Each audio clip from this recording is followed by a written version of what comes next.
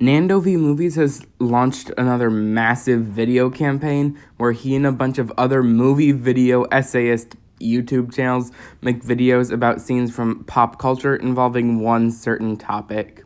And this time, it's about villains in honor of The Suicide Squad. And I am forced to oblige because I participated in both of the previous events like this. And I don't think either of those videos made it onto the playlist, but hey, third time's the charm, right? Most of the other people participating in this are talking about the most iconic villains of the past couple of years.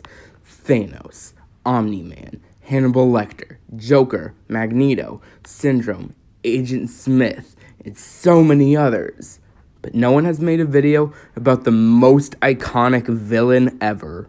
Feathers McGraw from Wallace and Gromit, The Wrong Trousers. The current holder of the title of Most Terrifying Penguin, Feathers McGraw is somehow one of the most terrifying villains I have ever seen in anything ever, despite not saying a single thing or making any noises, aside from a few barely hearable grunts at the end.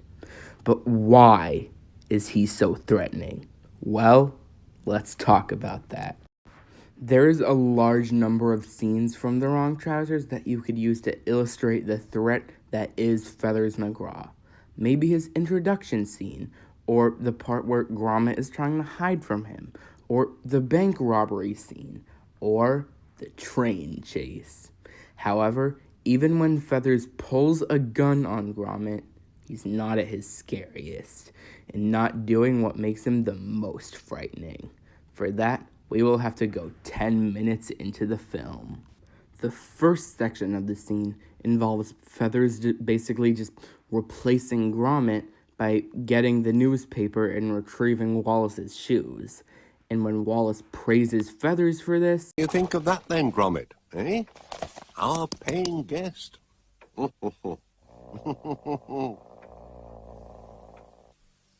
Gromit growls. Now, if you're not as familiar with this franchise as I am because you actually have hobbies, this is a big deal. Gromit never makes any sort of noise. The only time he has ever done it was earlier in the walk scene at the beginning of the short.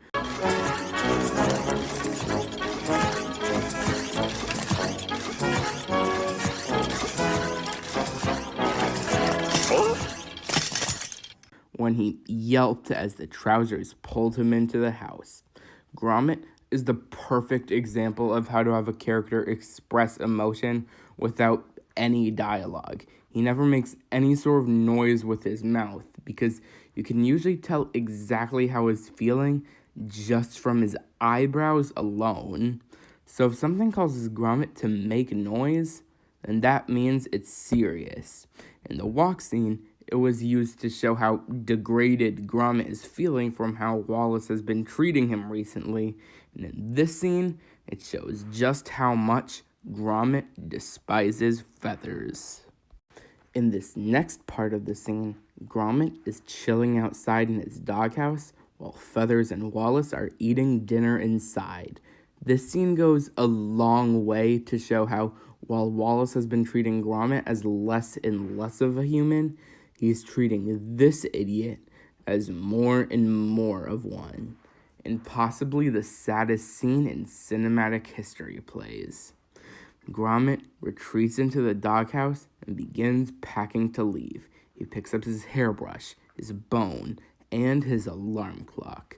And when he begins to leave, Gromit sees a framed picture of him and Wallace and begins to tear up.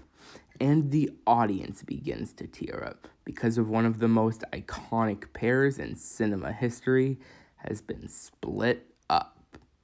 Gromit walks out into the rain and looks up to the house as Wallace says goodnight to Feathers, and Gromit walks off into the rain. Wallace has forgotten Gromit, and Gromit resents Wallace. Wallace and Gromit is no more. However, this is no coincidence.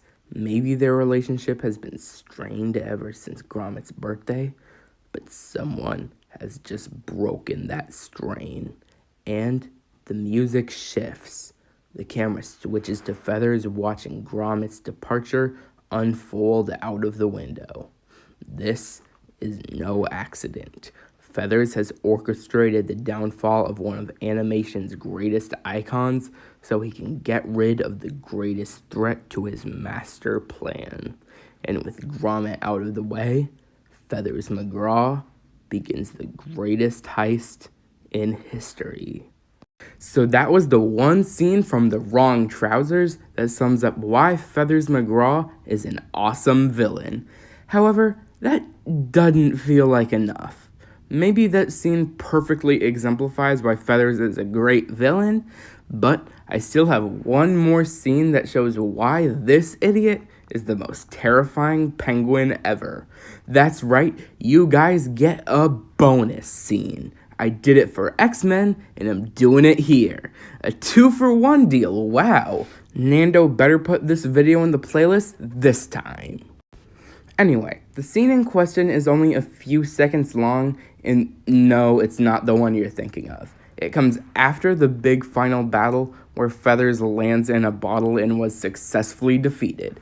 Feathers is carted off in the trousers and is sent to jail, which is inside the wall of the local zoo. And as Feathers lands in his cell, he grunts.